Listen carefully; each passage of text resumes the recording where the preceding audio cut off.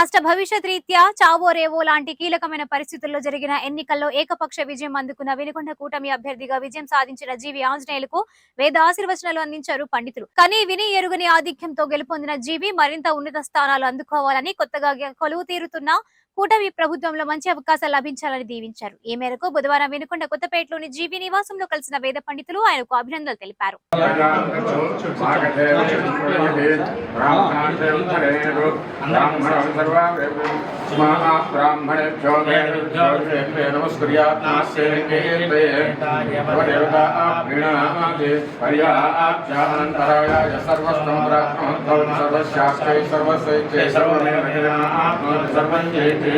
Shatamanam భవత్సహాయ బ్రహ్మాయ ఆయుర్కీర్తిం ప్రయాంతు భాగదే నమ్రణయతి